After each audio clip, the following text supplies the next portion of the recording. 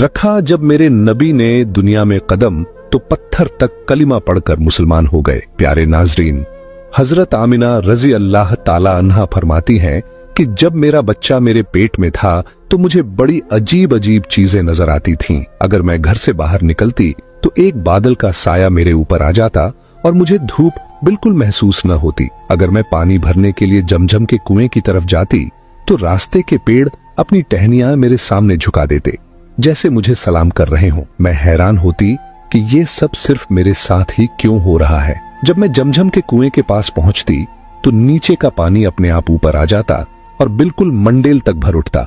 फिर मैं अपने हाथों से ही बाल्टी पकड़कर पानी निकाल लेती। मक्का की औरतें मुझे कुएं के पास रोक लेती और जाने न देती।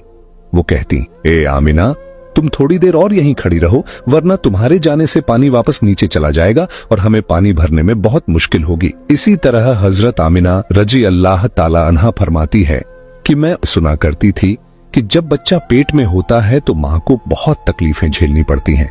कभी हाथ पांव में दर्द, कभी सर दर्द, कभी उल्टी, कभी बुखार और कभी चिड़चिड़ापन। ये सारी बातें सुनकर मैं सोचती कि अजीब है, मुझे तो पूरे 9 महीनों में कोई तकलीफ नहीं हुई। यहाँ तक कि जब तक मेरा बच्चा पेट में रहा मुझे सर दर्द तक न हुआ। हजरत आमिना को अजीब अजीब ख्वाब भी आते थे। वो फरमाती हैं कि जब मैं रात को सोती तो मुझे ख्वाब आता कि मेरे जिस्म के अंदर से एक नूर निकला है और उसने पूरी दुनिया को रोशन कर दिया है। ये सब देखकर मुझे यकीन हो चुका था कि मेरे पेट में जो बच्चा है वो यकीनन कोई आम इंसान नहीं, पैगंबर हजरत मोहम्मद मुस्तफा सल्लल्लाहु ताला अलैहि वसल्लम जब अपनी माँ हजरत आमिना रजी अल्लाह ताला अन्हा के पेट में थे तो एक रोज आपकी दादी ने आपके दादा को इशारे से बुलाया और कहा, क्या आपको मालूम है ये बहू आमिना बहुत महंगा इत्र लगाती है।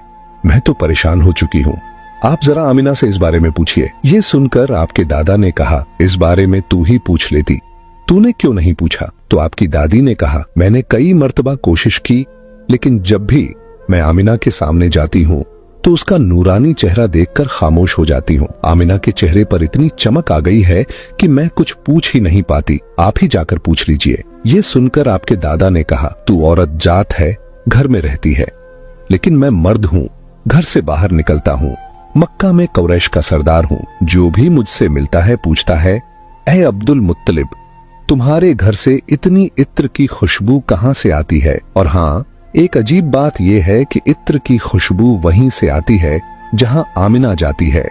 अगर आमिना रसोई में जाती है तो खुशबू वहीं से आती है, अगर गुसलखाने में जाती है तो खुशबू वहीं से आती है, अगर बैठकी में जाती है तो खुशबू वहीं से आती है। और ये कोई मामूली इत्र नहीं है, न इराक का न मिस्र का, ये तो कोई खास ही इत्र है।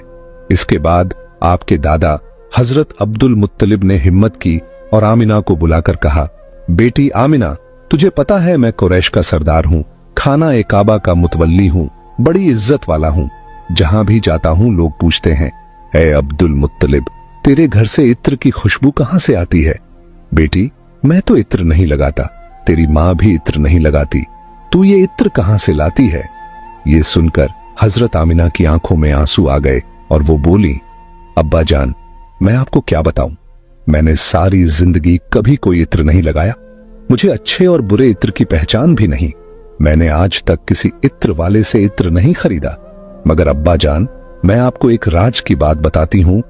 फिर हजरत आमिना ने अपने पेट पर हाथ रखा और कहा, अब्बा जान, ये सब इस आने वाले मेहमान की बरकत है, आपने तो सिर्फ खुशबू महसूस की है, अगर मैं आपको और बातें बता दूं तो आप मुझे दीवानी कहेंगे। ये सूरज कई बार मुझे सलाम करता है, ये चांद कई बार मुझे सलाम करता है, और यही नहीं, जब मैं सोती हूं तो ऐसी ऐसी औरतें मेरे सामने खड़ी होती हैं जिन्हें न मैंने कभी देखा और न आपने। वो औरतें मेरे ऊपर हवा करती हैं। हुजूर सल्लल्लाहु अलैहि वसल्लम के दादा हजरत अब्दुल मुत्तलिब दिन रात काबे के पास जाकर काबे का गिलाफ पकड़कर रो रो कर दुआ करते, या अल्लाह, मेरा बेटा अब्दुल्लाह इस दुनिया में नहीं रहा, मगर उसके घर एक बच्चे की पैदाइश होने वाली है। या अल्लाह, इस बच्चे की हिफाजत फरमा और मेरे अब्दुल्लाह की नस्ल बाकी रखना। हुजूर सल्लल्लाहु अलैहि वसल्लम के सारे चाचा इसी इंतजार में रहते थे कि उनके भाई अब्दुल्लाह के घर बच्चा कब पैदा होगा। यहूदियों की किताब तौरात में लिखा हुआ था कि जब आखिरी नबी आने वाले होंगे तो उनकी पैदाइश से 10